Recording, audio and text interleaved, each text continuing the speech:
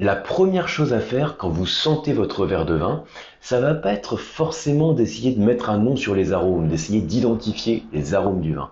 Ce que je vous recommande de faire, c'est de commencer par évaluer l'impression générale. Et pour ça, on va utiliser un vocabulaire très simple, très pratique, qui va être composé de 4 termes. Et c'est ce que je vous propose de voir dans cette petite leçon vidéo du jour. Alors, comme toujours, comme très souvent en tout cas sur les vidéos sur cette chaîne, je vais vous montrer un petit schéma tout simple pour appuyer les explications que je vais vous donner. Ce schéma, vous pouvez le retrouver en version plus propre, sous forme d'infographie. Vous pouvez l'avoir donc dans le kit du dégustateur qui est à télécharger gratuitement. C'est comme toujours le lien que je vous mets sous la vidéo. Alors, on rentre tout de suite dans le vif du sujet. On est vraiment là sur les notions de dégustation pure. Quand vous avez votre verre de vin, donc 3 étapes, je ne reviens pas là-dessus, vous l'observez, vous le sentez, vous le goûtez. C'est 3 étapes de dégustation. Là, ici, je suis sur la phase olfactive, je vais le sentir. Quand vous sentez votre verre de vin, le plus souvent, vous procédez là aussi en quelques sous-étapes. Vous le sentez une première fois, sans l'oxygéner déjà, on perçoit quelques arômes. Et ensuite, vous le faites tourner dans votre verre. Donc le vin s'ouvre, ça libère les arômes. Et puis, vous allez à nouveau essayer de plonger votre verre dans le nez pour retrouver, identifier certains arômes.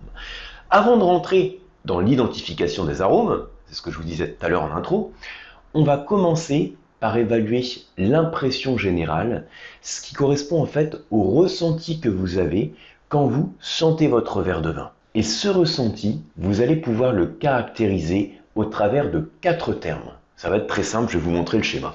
Donc le premier terme, on commence facilement, donc c'est des termes que j'ai mis en bleu. Premier terme, c'est s'il y a un éventuel défaut. Donc avant même de passer d'aller un petit peu plus loin sur le ressenti, ce premier nez qu'on va faire, sans oxygéner même le verre, va permettre éventuellement de révéler des notes, des arômes qui sont plus ou moins désagréables, qui pourraient correspondre à un défaut du vin.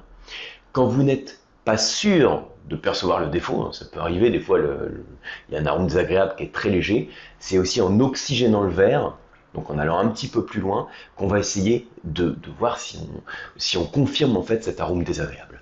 Donc les arômes désagréables qui peuvent correspondre à des défauts, donc je parle des goûts de bouchon, de l'acidité volatile, les notes de vinaigre éventuellement, les composés soufrés plus ou moins marqués, l'oxydation, la réduction. On en a parlé à d'autres occasions, je vous mettrai les liens aussi sous la vidéo. Donc voilà, c'est la première chose que l'on fait dans l'impression générale, c'est évaluer ce qu'on appelle aussi sa condition. Est-ce que le nez révèle un défaut, plus ou moins évident, ou bien est-ce qu'il n'y a pas de défaut? Voilà. Facile pour commencer, vous voyez. Donc ça, c'est la première chose. Et ensuite, une fois qu'on a éliminé l'existence d'un défaut au niveau olfactif, on va pouvoir caractériser l'impression générale. Et là, on va donc se réduire à 3 termes seulement pour la caractériser. Soit le nez va être plutôt simple, soit il va être aromatique, soit il va être complexe. C'est aussi simple que ça. Alors, qu'est-ce que ça veut dire un nez simple? Alors moi, je vous ai mis un repère, c'est généralement, alors, pour faire simple, c'est généralement quand vous avez du mal à percevoir une grande gamme d'arômes. Je sens mon verre de vin, donc il peut être plus ou moins intense, mais je l'oxygène et j'ai peu d'arômes que je vais retrouver. Et les arômes que je vais retrouver, ils vont être liés à une seule famille d'arômes. Exemple typique, par exemple des notes de citron, pomme verte, pamplemousse sur ce vin. Citron, pomme verte, pamplemousse. J'ai pas d'autres arômes. Je suis sur des notes plutôt donc famille fruitée d'agrumes. Donc c'est vrai, on est vraiment sur famille fruitée et sous-famille des agrumes. Donc on répond à ce critère de simplicité. Simple. Ok. Alors après, l'autre extrême au-delà du simple, c'est quand on arrive sur les complexes. Donc un nez complexe, c'est un nez dans lequel on a beaucoup d'arômes. On pourrait le dire comme ça de manière simple, il y a plein d'arômes. Donc là, vous sentez votre verre de vin, vous l'oxygénez, et là, vous avez alors non seulement plein d'arômes, plein de descripteurs d'arômes, mais vous avez aussi beaucoup de familles différentes d'arômes. Parce que si vous avez beaucoup d'arômes, je reprends l'exemple de tout à l'heure, de citron, citron vert, pomme verte, pamplemousse, on reste sur une même famille. Quand on rentre dans la complexité, c'est quand vous avez différentes familles. Donc le repère que je donne généralement, c'est quand vous avez au moins 3 familles d'arômes et ça correspond à au moins une dizaine d'arômes différents.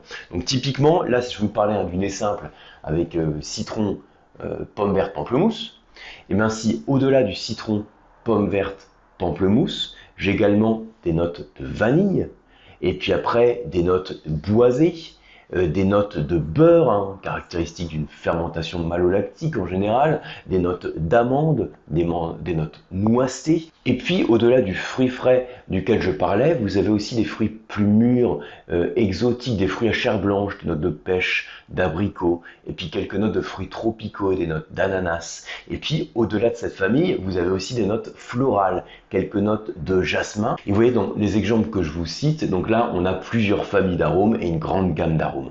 Donc là on passe dans la complexité. Quand on est entre les deux, on est sur des vins aromatiques. Alors finalement dans la plupart des cas, quand vous allez déguster un verre de vin, vous allez constater que vous êtes dans la gamme aromatique. Donc on est entre les deux. On n'est ni sur un nez simple, ni sur un nez complexe. Alors quand je dis dans la plupart des cas, ça dépend aussi de quel type de vin, quel type de bouteille vous avez dans votre cave. Si vous avez des grandes quilles de prestige, il est probable que l'on tape plus sur les nez complexes. Si vous avez des petites bouteilles, juste voilà, que vous ne faites pas forcément vieillir, un peu en plan vin de copain que vous ouvrez pour l'apéro, pas forcément plutôt sur des entrées de gamme, c'est plus probable qu'il y ait des nez qui tendent vers le simple. Donc voilà les différents facteurs. Donc je répète, un défaut, simple, aromatique, complexe. Petite précision, l'impression générale dont je vous parle ici, elle est palliée à l'intensité des arômes, elle est palliée à la force des arômes. Je peux sentir ce verre de vin et je l'ai à peine approché du menton et je commence déjà à percevoir des arômes qui sont très marqués. Si je commence à les percevoir avec le nez au niveau du menton, c'est-à-dire qu'il sent fort, entre guillemets. Il a une intensité prononcée au niveau des arômes. Et pourtant, donc je peux avoir un nez prononcé, mais qui est simple. Et je peux aussi avoir un nez prononcé, mais qui est complexe. Au contraire, imaginez, je plonge le nez dans le verre, j'oxygène, et j'ai besoin d'aller chercher les arômes. J'ai besoin de plonger mon nez dans le verre, de l'oxygéner à plusieurs reprises, pour qu'il s'ouvre et qu'il révèle ses arômes. Donc là, le nez est plutôt fermé, voire discret. Et pourtant, même avec un nez discret, je peux avoir un nez qualifié de simple ou de complexe. Ce sont donc deux choses différentes, intensité et impression générale. Du coup, travaux pratiques pour vous en tant que dégustateur. La prochaine fois que vous ouvrez une quille de vin, peut-être ce soir, vous servez un verre de vin. Et ce que je vous recommande de faire, c'est de qualifier l'impression générale au travers d'un des 4 termes que je vous ai cités. Donc j'espère pour vous que ce ne sera pas le terme des défauts. Donc pour ça, on rappelle le principe. Je sens le verre une première fois, sans l'oxygéner. J'ai déjà quelques sensations que je perçois. Là, tout de suite, je vois que je n'ai pas de défaut, donc j'élimine les défauts. Et puis, je l'oxygène. Donc là, en pratique, j'ai un nez qui est ouvert. Mais ouvert, c'est pas l'impression générale, c'est l'intensité. Bon, il est ouvert. Je l'oxygène bien. Et je perçois donc une certaine fraîcheur et des arômes que je vais qualifier de la manière suivante. Donc, je les ai déjà un peu évoqués à l'instant. Des notes de fraîcheur, de pamplemousse, de citron, de pomme verte. Et puis quelques notes florales aussi, quelques notes d'acacia. Et puis à l'oxygénation, j'ai aussi ce côté un peu épicé, poivré. Donc là, c'est un nez que je vais caractériser d'aromatique.